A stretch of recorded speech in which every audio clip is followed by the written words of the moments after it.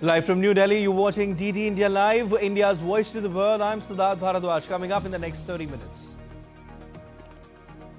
Iranian missile strikes near Israeli nuclear facility. Netanyahu vows to retaliate. Also, Trump threatens to strike Tehran's power plants if Strait of Hormuz not opened within 48 hours.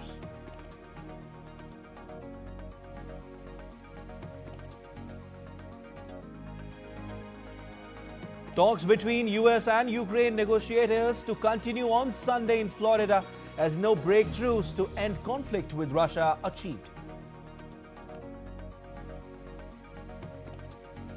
Trump threatens to deploy immigration and customs enforcement agents in airports over funding impasse.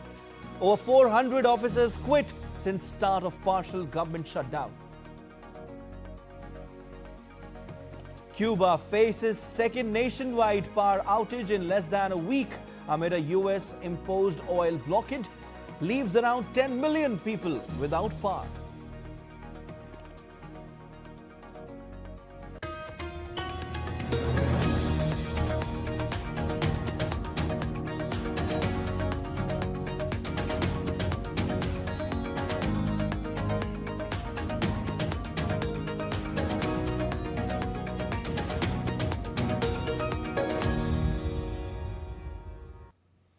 Let's begin with the latest update just coming in. US President Donald Trump on Saturday threatened to obliterate Iran's power plants if Tehran does not fully reopen the Strait of Hormuz within 48 hours. So the 48-hour deadline has been issued by US President Donald Trump, a dramatic escalation that came barely a day after he talked about winding down the war. So this is the latest, this is the breaking news that we are getting for you. For all those viewers who have just tuned in to D-Day India, a warning has been issued by US President Donald Trump. Trump, in his social media post, said that if Iran doesn't fully open without threat the Strait of Hormuz within 48 hours from this exact point in time, the United States of America will hit and obliterate their various power plants, starting with the biggest one first. So this is the latest remarks by US President Donald Trump on the ongoing war with Iran.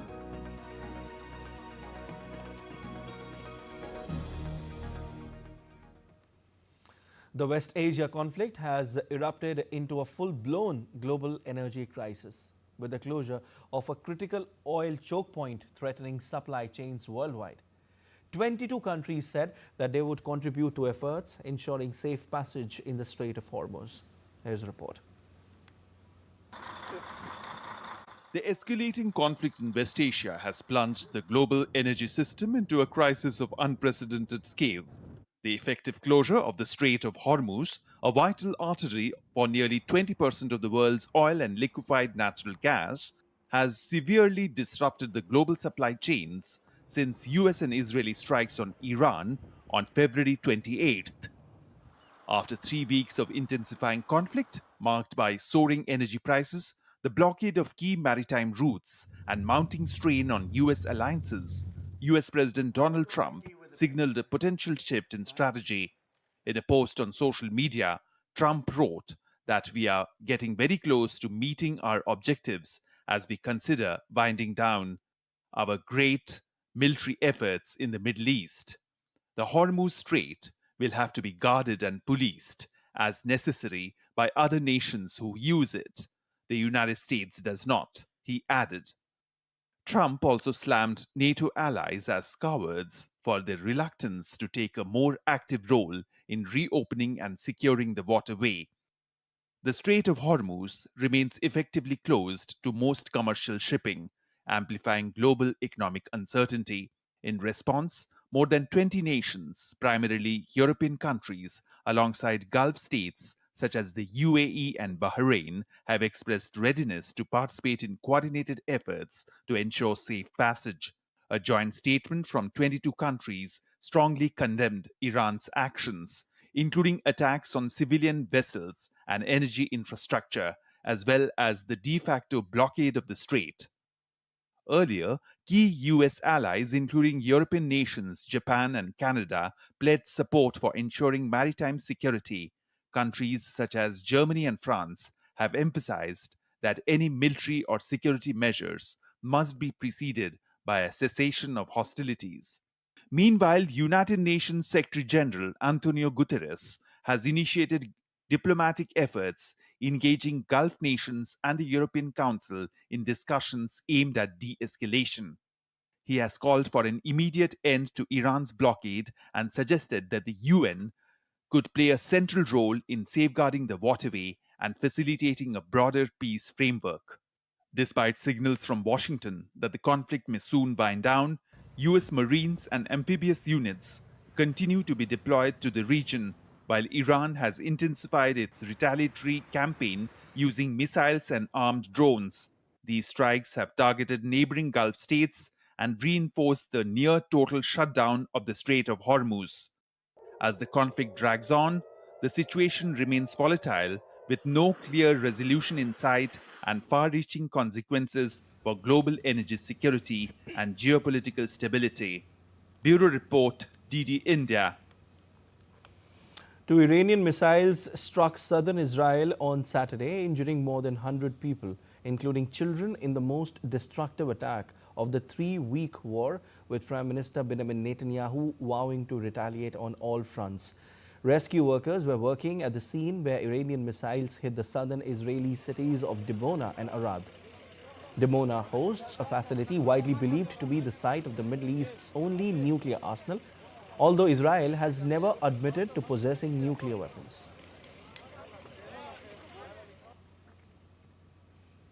Israeli Prime Minister Benjamin Netanyahu received an update on the situation in Arad after the missile attack. Netanyahu vowed to continue striking Iran. He published a written statement after the attack, saying that this was a very difficult evening in the campaign for their future, and added that Israel is determined to continue striking our enemies on all fronts. Israeli National Security Minister Itamar Ben-Gvir visited the site in Arad and said that Israel must continue to crush to achieve victory.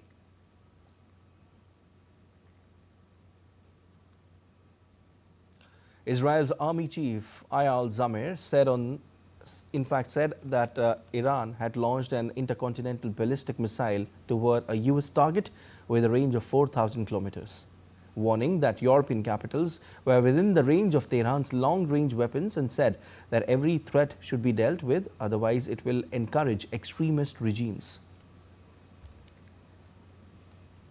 Just yesterday, Iran launched a two-stage intercontinental ballistic missile with a range of 4,000 kilometers at an American target on the island of Diego Garcia. These missiles are not intended to strike Israel. Their range reaches European capitals. Berlin, Paris, Rome are all within direct threat range. We have learned from world and Jewish history that denial of a threat or appeasement does not make it disappear. On the contrary, it projects weakness and encourages extremist regimes. The Israel Defense Forces shared footage from the site of a claimed missile strike in central Israel, saying an Iranian missile with a cluster warhead hit a kindergarten in Rishon LeZion. We are here in Saturday morning. It's the weekend in Israel. Most of the people are in their homes, but you can see here the penetration of a bomb, a cluster bomb, into this kindergarten. Fortunately, there weren't any kids in this garden, but just imagine what would have happened if kids were here playing, staying during their daily routine. Once again, we see that our enemies aim their targets to civilian population. They try to kill and to impact as much as they can. Iran said the targeting of Dimona was retaliation for Israeli strikes on its Natanz nuclear facility. Meanwhile, Israel hit a strategic research and development facility belonging to the Iranian military industries and the ballistic missiles array. The Malek Astar University facility was utilized by the Iranian terror regime's military industries and ballistic missiles array to develop nuclear weapon components and weapons. It was subordinate to the Iranian Defense Ministry and is sanctioned internationally due to its activities and efforts over the years to advance the Iranian nuclear program and to develop ballistic missiles. Israel also attacked Beirut, saying it was targeting the Iran-backed Lebanese Hezbollah militia, part of the deadliest spillover from the war on Iran. Hezbollah fired on Israel in support of Tehran on 2nd of March. US and Ukrainian negotiators will continue talks in Florida on Sunday, with discussions focusing on narrowing differences to advance toward a comprehensive peace agreement ending the conflict with Russia. No breakthroughs have emerged from the latest round of bilateral meetings in Miami, which involve US Special Envoy Steve Witkoff and Jared Kushner on the American side alongside Ukraine's delegation.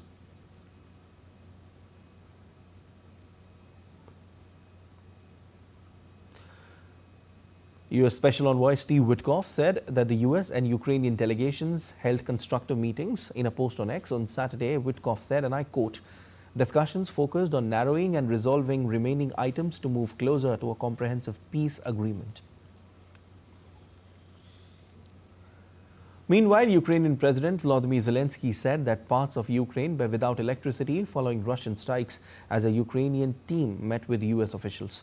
He said that repair works were ongoing following the strikes and thanked those working to restore electricity. There were significant power outages in the Chernihiv region. Part of the region is currently without electricity. Repair works are ongoing. There was also a repeated strike. In Zaporizhzhia, repair works are also ongoing after a strike on an energy facility, and supply is expected to be restored. There were strikes in the Sumy region, the Dnipro region, Donetsk region, and our Kharkiv region. Wherever needed, units of the State Emergency Service of Ukraine, emergency and repair crews, and municipal services are operating. Everyone is working. Moving on to a deadly attack in Sudan on Friday. A strike on a hospital in Sudan killed 64 people and wounded 89 others, with 13 children counted among the dead. WHO chief said on X that enough blood has been spilled and it was time to stop the nearly 3-year conflict ravaging Sudan. WHO chief said 8 health staff were among the wounded in Friday's attack, which damaged the hospital's pediatric, maternity and emergency departments. The hospital is now non-functional due to the extensive damage, which resulted in a critical interruption of essential medical services. Sudanese rights group Emergency Lawyers reported that the hospital was hit by an army drone strike.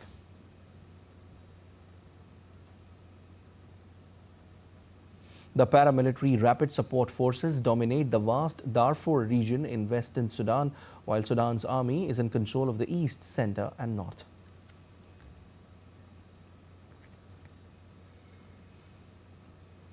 US President Donald Trump said in a Truth Social post on Saturday that he may deploy immigration and customs enforcement agents to provide airport security, as an ongoing budget standoff has left regular security personnel working without pay. In his social media post, Donald Trump warned that if radical left Democrats don't make the country, especially airports, free and safe, he will deploy ICE agents to secure them like never before. In a subsequent post, Trump said the deployment would begin on Monday if the Democrats do not allow for just and proper security at our airports and elsewhere throughout our country. Transportation Security Administration personnel are set to miss a second full paycheck on March 27 amid a partial government shutdown now in its 36th day, as lawmakers clash over funding for the Department of Homeland Security, the parent agency for TSA and ICE.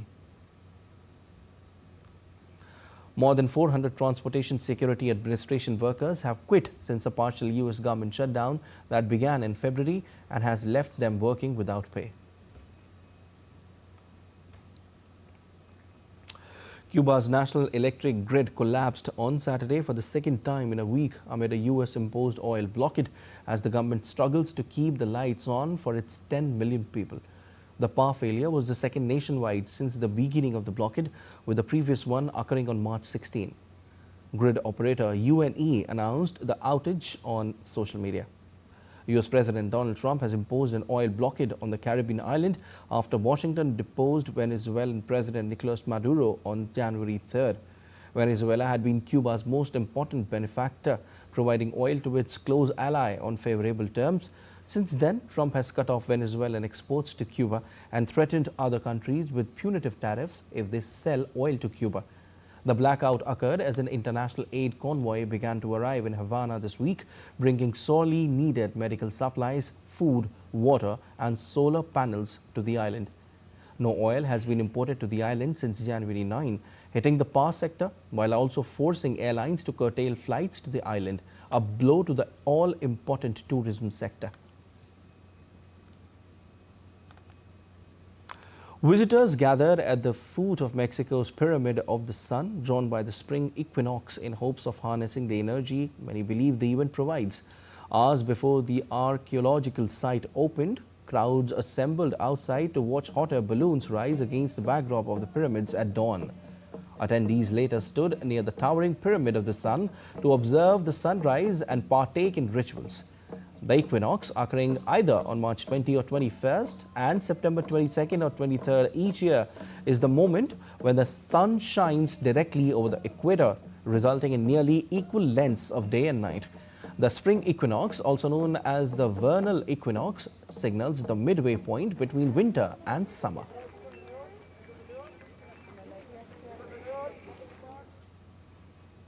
And still to come on this edition of DD India Live. India achieves coal production milestone again, strengthening energy security. The fourth day of Chaitra Navratri is dedicated to goddess Kushmanda. We will tell you more about this sacred day. 1983 World Cup hero Kapil Dev lauds Team India in an exclusive conversation with DD India.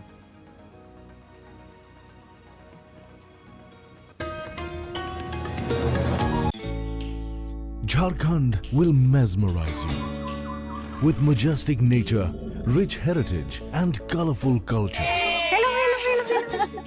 Johar. And it fits perfectly. Thank you. Full workout हो गया. Ready?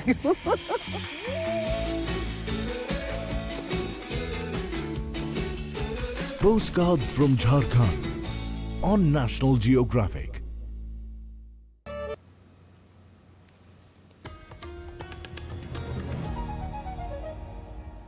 You're watching DD India Live. I'm Siddharth Bharadwaj. The global energy crisis is intensifying as conflict in West Asia disrupts oil and gas flows, shaking economies from Washington to Brussels and driving Asia's major importers to implement urgent measures. With governments scrambling to secure supplies and safeguard trade routes, the ripple effects of the war are being felt in households, industries and markets worldwide. More in this report. Global energy markets are reeling as the war in West Asia continues unabated into its fourth week, sending oil and gas prices soaring and forcing governments across continents to scramble for solutions. The Trump administration has waived sanctions on Iranian oil purchases at sea for 30 days, aiming to ease skyrocketing oil prices triggered by the ongoing US-Israeli war on Iran. US Treasury Secretary Scott Bessent said the waiver will bring nearly 140 million barrels of oil into global markets, helping relieve pressure on energy supply. The move reflects White House concerns that the surge in oil prices after nearly 4 weeks of strikes on Iran could hurt US businesses and consumers ahead of the November midterm elections. Meanwhile, Europe is also grappling with the energy shock. The European Commission has called upon member states to lower natural gas storage targets and refill reserves gradually to curb demand. EU Energy Commissioner Dan Jorgensen instructed member states to lower the filling target for their gas storage facilities to 80% of capacity, 10 percentage points below the EU's official targets. While Iran has allowed Japanese ships to transit the Strait of Hormuz, signaling a selective blockade of the strategic waterway. Japan, which relies on the strait for nearly 90% of its oil imports, has already released reserves to stabilize supply. Meanwhile, the government of India has rolled out a series of preparedness and response measures. With the Strait of Hormuz largely shut down, Indian refineries are operating at high capacity, backed by adequate crude inventories.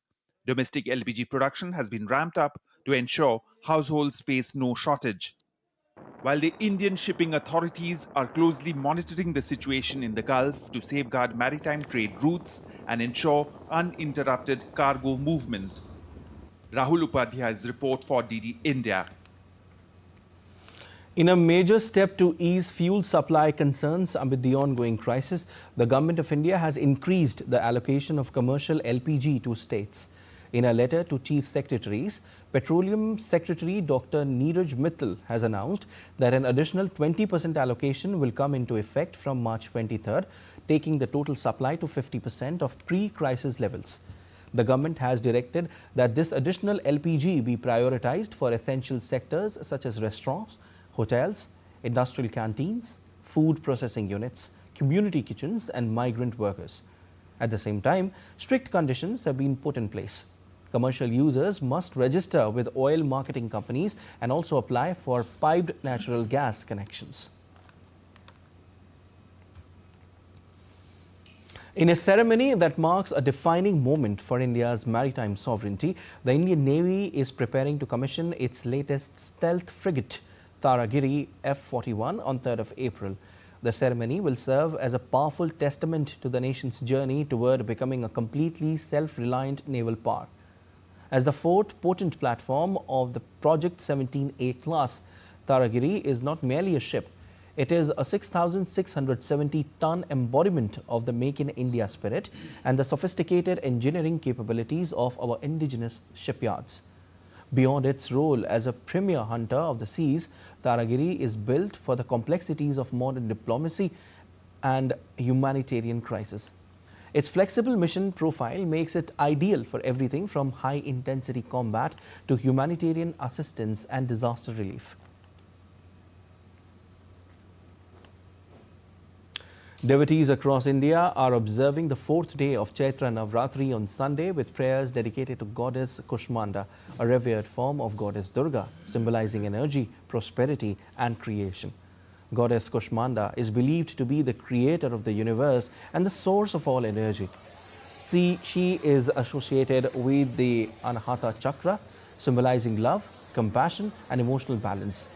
On this day, devotees visit temples, offer prayers and observe fasts as part of their spiritual practices.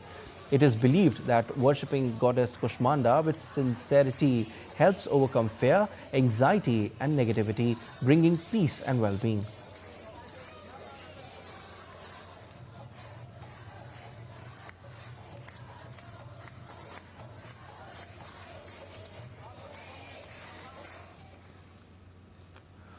With the sustained and coordinated efforts across the coal sector and the invaluable contribution of all stakeholders, India has successfully achieved the landmark of 1 billion ton coal production on March 20 for the second year in a row. This significant milestone underscores India's growing self-reliance in the energy sector and its commitment to ensuring uninterrupted fuel supply to key industries.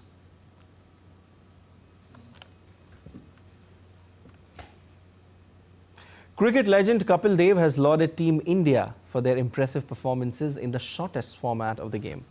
Speaking exclusively to DD India, Kapil Dev, however, emphasized that the team needs to work a little more when it comes to Test cricket format. Joining me, India's World Cup winning captain and the president of the PGTI, Kapil Dev. Sir, a very warm welcome.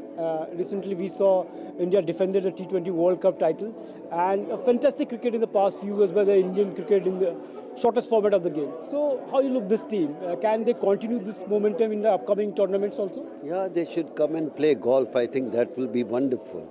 But I think they are playing great cricket and congratulations to them. Talking about the kind of cricket, if you take a look, in the shortest format of the game, you are doing excellent. But if you talk about the Test cricket, we saw some series defeat in Australia. Again, the New Zealand came in India and we lost that. So do you think something is required, some suggestions by you? They should work and try to make sure we should do well in Test cricket also. And I think we have enough cricketer, but I think the BCCI have to put their head and mind together how we can win that. So talking about the golf, PGTI has done a wonderful job in the past few years. And if you talk about the coming years, so where do you look the Indian golf in the next 10 years? I think giving opportunity to the young kids, I think that's more important. And the way it's happened for last couple of years, I hope we keep on growing. A partnership like with the bank and other big sponsor comes out, I think it will help the game. So definitely the way the legend of the Indian cricket, Kapil Dev, said that the kind of performance Indian team has done is excellent. And talking about the golf, he said that the game is nurturing, and definitely the way the things are happening, the PGTI will take the golf at the next level. With camera person Praveen, Narayan Singh, DD India, Delhi.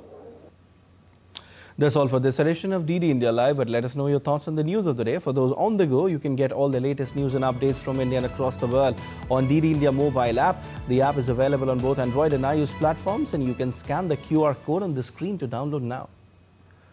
We'll be back with more news as it breaks here on DD India. I'm Siddharth Bharadwaj from all of us here in Delhi. Thanks for watching DD India Live.